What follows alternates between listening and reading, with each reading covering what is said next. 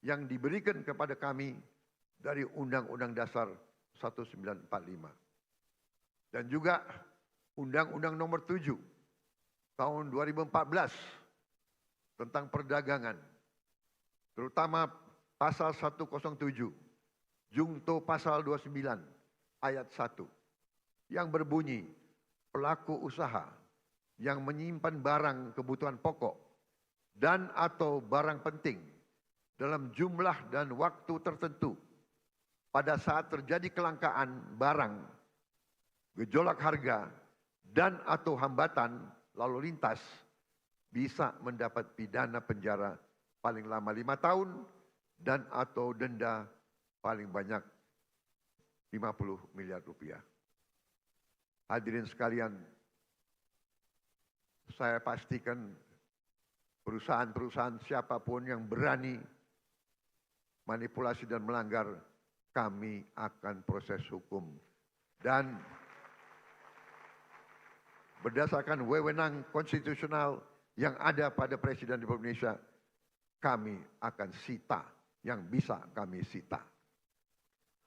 Kami akan selamatkan rakyat.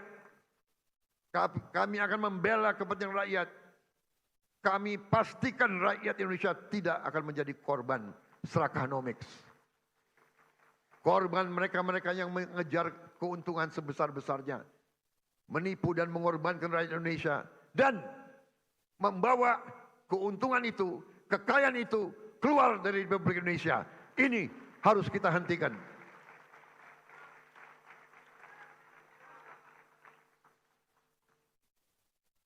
Selama saya menjabat Presiden Republik Indonesia, jangan pernah anggap yang besar dan yang kaya bisa bertindak seenaknya.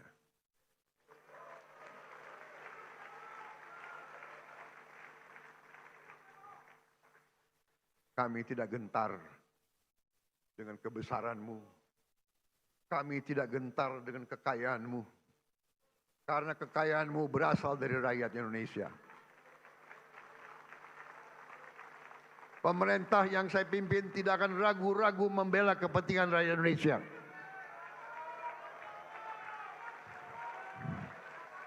Kita akan gunakan Undang-Undang Dasar 1945 pasal 33 yang sudah sangat jelas. Cabang-cabang produksi yang penting bagi negara dan yang menguasai hajat hidup banyak dikuasai oleh negara.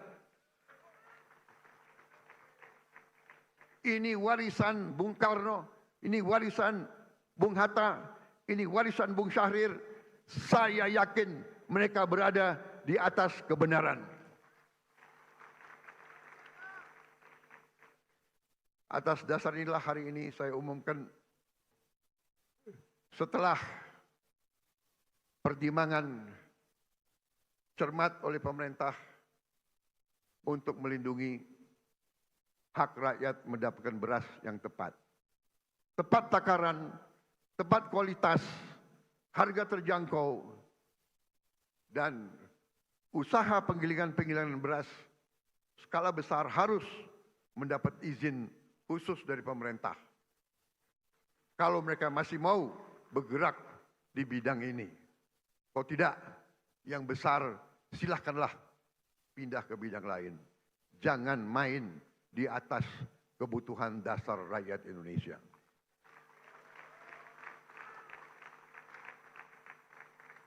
Saudara-saudara sekalian yang saya hormati, dalam 10 bulan terakhir, saya bersama Kabinet Merah Putih berupaya memerangi kemiskinan dengan pendekatan holistik, pendekatan menyeluruh. Kami ingin angka kemiskinan ekstrim segera turun ke 0% dalam tempo sesingkat-singkatnya. Karena itu untuk pertama kali dalam sejarah Republik Indonesia, kami telah membentuk sistem data tunggal sosial ekonomi nasional, DTSEN. DTSEN menjadi pegangan kita. Kami pastikan program-program pemerintah untuk masyarakat miskin tepat sasaran. Dengan DT Sen kami menjaring siapa yang berhak menerima manfaat. Sebelumnya kami dapat laporan bahwa masih ada orang kaya yang menikmati subsidi rakyat. Dengan sekarang kita ingin tepat sasaran. Saudara-saudara sekalian, salah satu upaya kita untuk memutus rantai kemiskinan absolut adalah kita membentuk sekolah rakyat. Kita sudah berhasil membangun dan membuka 100 sekolah rakyat.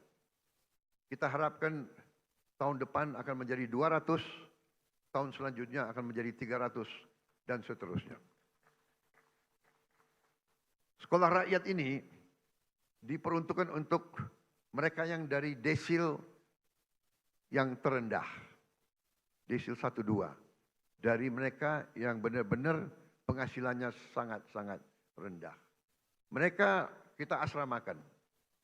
Mereka kita berdayakan dengan kualitas pendidikan yang baik. Ini adalah untuk memutus rantai kemiskinan. Anak-anak yang miskin, kalau orang tuanya miskin, mereka tidak perlu untuk terus miskin. Ini yang kita telah upayakan dan ini sedang kita kerjakan sekarang. Bagaimana dengan sekolah-sekolah lain? Kita telah juga membentuk sekolah unggulan. Kita telah membangun dan akan membangun dan selesaikan sekolah unggulan untuk mengejar ketertinggalan kita di bidang sains dan teknologi. Kita bentuk sekolah unggul Garuda, rencananya 20, dan akan ada 80 sekolah unggul Garuda transformasi. Sekolah-sekolah yang sudah ada ikut dalam program ini. Dan kami juga akan menambah SMA Taruna Nusantara terintegrasi di seluruh pelosok negeri. Tahun ini kita juga akan menambah fakultas-fakultas kedokteran di seluruh Indonesia. Kita ketinggalan dalam menghasilkan dokter-dokter dan dokter gigi. Saudara-saudara sekalian, pendidikan sangat penting. Kita juga akan renovasi lebih dari 13.000 sekolah dan 1.400 madrasah. Dan ini masih jauh kurang dari yang kita inginkan. Tapi tahun ini adalah permulaan. Tahun depan kita akan cari uang untuk menambah hal ini. Juga untuk mengejar ketertinggalan kita, tahun ini kita akan sebarkan 288.000 layar pinter, smart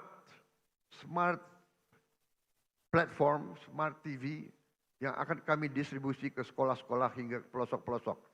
Agar anak-anak di desa tertinggal yang tidak ada guru yang bagus bisa dapat mengikuti pelajaran dari guru-guru terbaik yang mengajar secara virtual.